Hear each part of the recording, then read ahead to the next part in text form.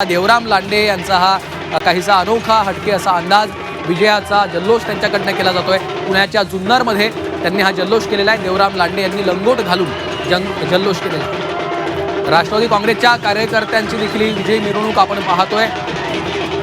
ढोल ताशांचा गजर आहे, गुलालाची उधळण केली जाते आहे। पुण्याच्या जुन्नरमधली दृश्य आहेत। लंगोट घालून त्यांनी जल्लोष केलेला आहे देवराम लांडे यांनी।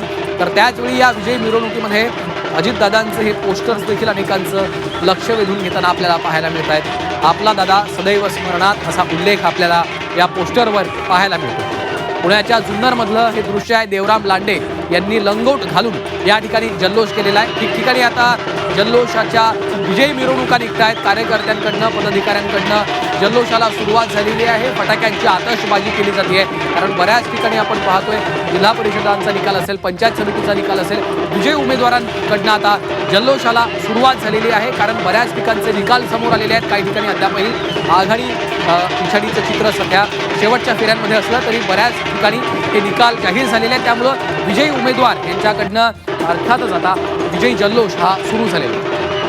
पुण्यामध्ये राष्ट्रवादीने जबरदस्त अशा प्रकारची कामगिरी केली। पुण्यातल्या पंचायत समिती असतील, झेडपीतले सगळे उमेदवार राष्ट्रवादीचे अनेक उमेदवार विजयी झाले आहेत। मोठा पक्ष पुणे झेडपी आणि पंचायत समित्यांमध्ये राष्ट्रवादी होताना दिसतोय।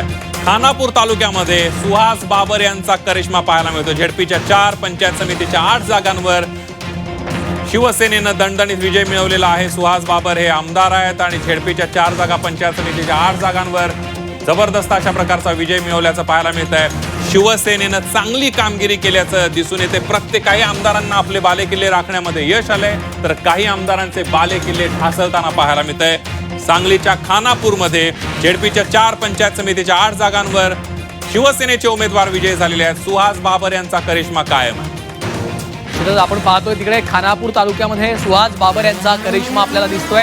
तर आणखी एक महत्त्वाची बातमी आपल्याकडे येते। एक महत्त्वाची बातमी पाहूयात। खानापूरमध्ये शिवसेनेकडनं भाजपचा धुव्वा उडवलेला आहे। खानापूर तालुक्यात सुहास बाबर यांचा करिश्मा आपल्याला पाहायला मिळाला आहे। झेडपीच्या 4 आणि पंचायत समितीच्या 8 जागांवर त्यांनी विजय नोंदवलेला आहे। एक महत्त्वाची बातमी, सोलापूरच्या बार्शीत भाजपकडनं आता विजयी जल्लोष केला जातोय।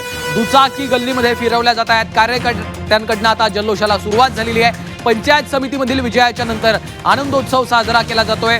दुचाकी रॅली काढून विजयी जल्लोष सुरू असल्याचं चित्र आपल्याला पाहायला मिळतोय। सोलापूरच्या बार्शीमध्ये भाजपकडनं विजयी जल्लोष आणि आपण ज्या पद्धतीचं मगाशी बोलत होतो, सोलापूरमध्ये भाजप क्रमांक 1चा पक्ष ठरताना आपल्याला सोलापूरमध्ये पाहायला मिळतोय। जिल्हा परिषद आणि पंचायत समितीच्या निवडणुकांमध्ये जिल्हा परिषदेमध्ये तर सगळ्यात जास्त आतापर्यंतचे विजय भाजपचे झालेले आहेत। मात्र बार्शीमध्ये सुद्धा भाजपनं आता विजय जल्लोष सुरू केलेला आहे। कार्यकर्ते आनंदामध्ये बाईक रॅली काढताना पाहायला मिळत आहेत। घोषणाबाजी, गुलालांची उधळण, ढोल ताशाचा गजर करत भाजप विजयोत्सव साजरा करताना पाहायला मिळत आहे। सोलापूरमध्ये आपण बघतोय कशा पद्धतीने ही बाईक फिरवली जाते।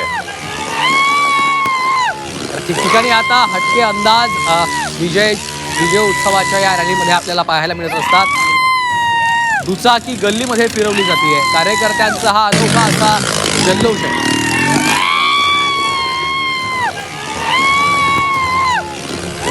ठिकठिकाणी आता विजयी रॅली निघालेली आहे। आनंदोत्सव साजरा केला जातोय। पंचायत समितीमधल्या विजयाच्या नंतर दुचाकी कशा पद्धतीनं फिरवली जाते आपण बघितलं। आणि आता एक महत्त्वाची अपडेट, रायगड झेडपीवर शिवसेनेचा विजयी झेंडा आपल्याला पाहायला मिळतोय। चौल मतदारसंघात सचिन राऊळ यांनी विजय प्राप्त केलेला आहे। शिवसेना युबीटीच्या सुरेंद्र म्हात्रेंना मात्र पराभवाचा सामना करावा लागलेला आहे। सचिन राऊळ यांनी त्यांचा पराभव केलेला आहे।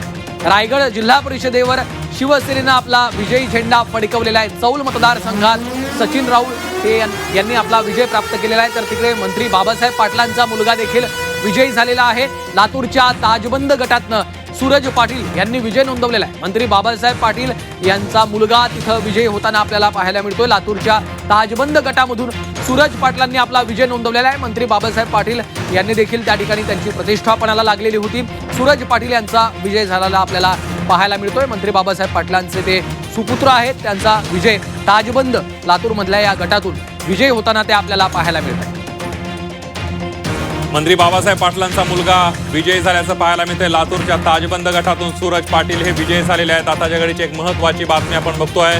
12 जिल्हा परिषदा, 125 पंचायत समित्यांचे अचूक आणि वेगवान निकाल तुम्ही झी 24 तासवर पाहताय. लातूर जिल्हा परिषदांचा निकाल आपण पाहतोय. भाजपकडे 14, काँग्रेसकडे 11 जागा जाताना आपल्याला पाहायला मिळतात. शिवसेनेच्या वाट्याला 2, राष्ट्रवादी काँग्रेसला 5 आणि राष्ट्रवादी शरद पवार पक्षाला 1, अपक्ष 2 जागा. लातूर जिल्हा परिषदांचं हे सध्याचं चित्र आपण पाहतोय. भाजप अनेक जिल्हा परिषदांमध्ये मोठा पक्ष होताना आपल्याला पाहायला मिळतंय. लातूर आणि जर पुणे झेडपी सोडली तर अनेक ठिकाणी भाजप आपल्याला मुसंडी मारताना पाहायला मिळतंय. जवळपास 12 पैकी 10 झेडपींवर भाजपचा वर्चस्व आहे. पुढली मोठी बातमी, सिंधुदुर्ग आडेली गटामध्ये उद्धव बाळासाहेब ठाकरेंचा उमेदवार विजय झालाय.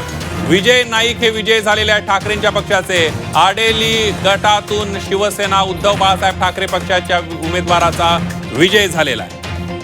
आपण पाहतोय सिंधुदुर्ग आडेली गटामधनं सेना युबीटीचे उमेदवार विजयी ठरलेले आहेत. विजय नाईक यांनी विजय प्राप्त केलेला आहे. सिंधुदुर्ग आडेली या गटामधून ते निवडणुकीच्या मैदानामध्ये होते.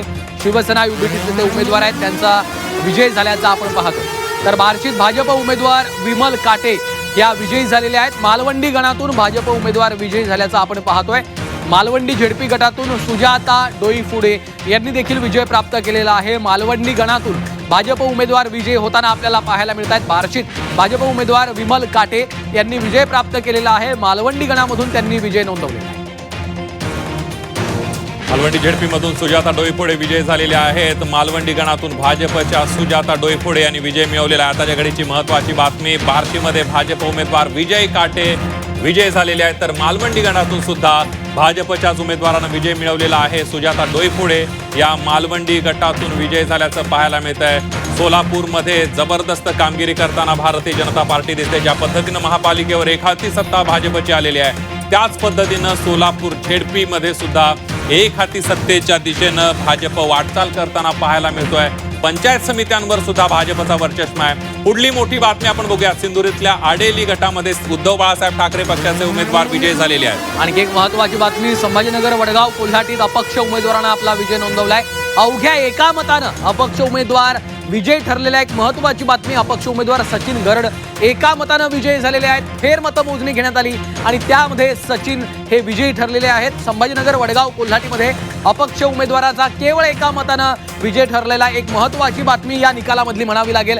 फेर मतमोजणीची मागणी त्यांनी त्या ठिकाणी केलेली होती आणि त्यामध्ये केवळ एका मतानं त्यांचा विजय होताना आपल्याला पाहायला मिळतोय. संभाजीनगरमधली एक महत्वाची बातमी आहे. वडगाव कोल्हाटीमध्ये अपक्ष उमेदवार विजय ठरलेले आहेत. केवळ एका मतानं त्यांनी विजय नोंदवलेला आहे. फेर मतमोजणीची त्यांनी मागणी केलेली होती. अगदी राज्यातले सचिन गरड हे दुसरे उमेदवार आहेत जे एका मतानं विजय झालेत. या अगोदर सुद्धा एका उमेदवाराचा एका मतानं विजय झालेला होता आणि आता संभाजीनगरमध्ये वडगाव कोल्हाटीमध्ये अपक्ष उमेदवार विजय झालेले आहेत. सचिन गरड हे अवघ्या एका मतानं विजय झाल्याचं पाहायला मिळतं. त्यामुळे एका मताची किंमत काय हे गरड यांना कळालं. निश्चितच, आणि या निवडणुकांमध्ये एका मताला का महत्व असतं ते देखील आपल्याला याच्यामधनं पुन्हा एकदा अधोरेखित होताना पाहायला मिळतं. त्यामुळे एक महत्वाची बातमी देखील आपण पाहतोय. अक्कलकोट वागदरी या गटात भाजपला मोठा धक्का बसलेला आहे. शिवसेनेचे प्रवीण तानवडे हे तिथे विजयी झालेले आहेत. भाजप उमेदवार गणेश मोरेंना पराभवाचा धक्का बसलेला आहे. शिवसेनेच्या प्रवीण तानवडे यांनी विजय प्राप्त केल्याचा आपण पाहतोय. अक्कलकोट वागदरी गटामध्ये भाजपला हा मोठा धक्का, शिवसेनेचा तिथे विजय झालेला आहे. प्रवीण तानवडे यांनी विजय प्राप्त केलेला आहे. गणेश मोरेंना पराभवाचा धक्का बसलेला आहे. आपण बघतोय सोलापूरमध्ये जबरदस्त कामगिरी करताना भाजप दिसत होती, मात्र अक्कलकोटमध्ये भाजपची विजय घोडदौड या ठिकाणी शिवसेनेनं रोखलेली आहे. प्रवीण तानवडे विजय झाले तर गणेश मोरेंना पराभवाचा धक्का बसलेला आहे.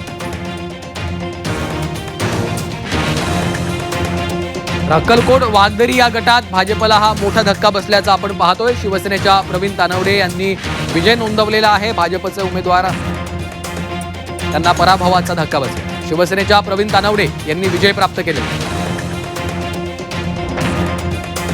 तर आपण पाहतोय संभाजीनगर वडगाव कोल्हाटीमध्ये अपक्ष उमेदवार विजयी ठरलेले आहेत. अवघ्या एका मतानं त्यांनी आपला विजय नोंदवलेला आहे. तर तिकडे सांगलीच्या कडे गावात विश्वजित कदमांचा करिश्मा कायम आहे, कारण झेडपीच्या 8 पैकी 7 जागा त्यांनी जिंकलेल्या आहेत. सांगलीच्या कडेगावमध्ये विश्वजित कदमांचा करिश्मा कायम असल्याचं चित्र आहे. झेडपीच्या 8 पैकी 7 जागा त्यांनी निर्विवादपणे जिंकलेल्या आहेत. सांगलीच्या कडेगावमध्ये विश्वजित कदमांचा हा करिश्मा आपल्याला कायम असल्याचं चित्र दिसतं. एक महत्वाची बातमी आपण बघतो, विश्वजित कदम यांचा करिश्मा कायम आहे. कडेगाव मध्ये विश्वजित कदम यांनी जबरदस्त त्यांच्या उमेदवारांनी काँग्रेसनं कामगिरी केली. 8 पैकी तब्बल 7 जागा काँग्रेसनं जिंकल्याचं पाहायला मिळतंय. त्यामुळे प्रत्येक जण आपापला बालेकिल्ला राखताना दिसतोय. तिकडे तासगावमध्ये रोहित पाटलांनी आपला बालेकिल्ला राखलेला आहे. इकडं इस्लामपूर वाळवामध्ये सांगलीमध्ये जयंत पाटलांनी आपला बालेकिल्ला राखल्याचं पाहायला मिळतंय.